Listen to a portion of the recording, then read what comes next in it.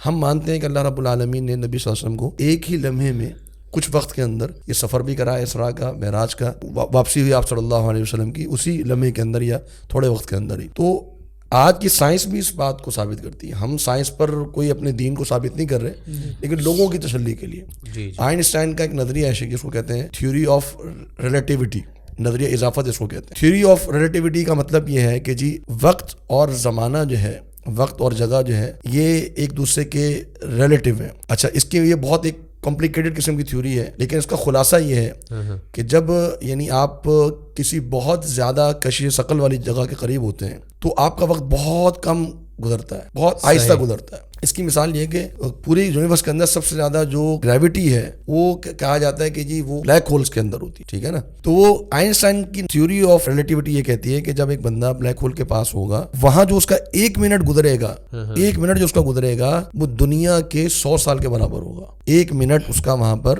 دنیا کے 100 سال کے برابر ہوگا. تو اب یہ تو مطلب 100 سال تو نہیں تھے. نبی صلی اللہ علیہ وسلم کا سفر کرنا، پھر انبیاء علیہ السلام کے پاس جانا، پھر عرش پر جانا، پھر واپس آنا، تو یہ 100 سال کا عرصہ تو نہیں ہے، ٹھیک ہے نا. تو جب آج کی سائنس آپ کو یہ تھیوری دے رہی ہے اور یہ ثابت بھی ہو چکی ہے تھیوری، اور یہ لوگ مانتے ہیں کہ جی جو لوگ اسپیس کی طرف جاتے ہیں ان کا وقت جو ہے وہ تیز گزرتا ہے بنسبت زمین، کیونکہ زمین میں گریوٹی زیادہ ہے، اسپیس میں گریوٹی کم ہے، ٹھیک ہے نا. تو وہاں وقت جو ہے وہ زیادہ گزرتا ہے بنسبت زمین کے. تو یہ ایک نظریہ اضافت ہے.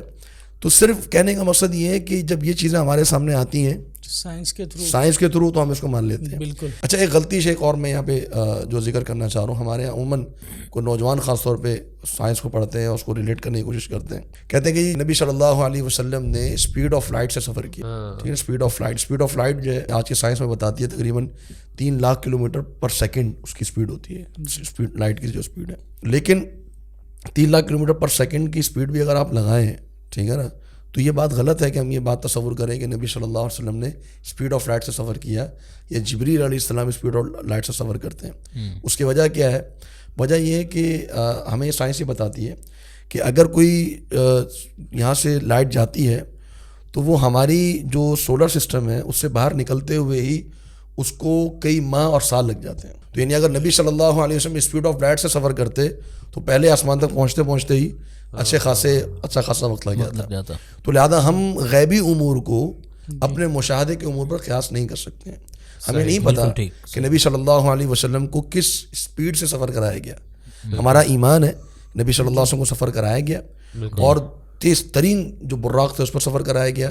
پھر معراج پر آپ کو لے جائے گا، کس طرح لے جائے گیا ہمارے علم میں نہیں. بالکل ٹھیک ہے نا.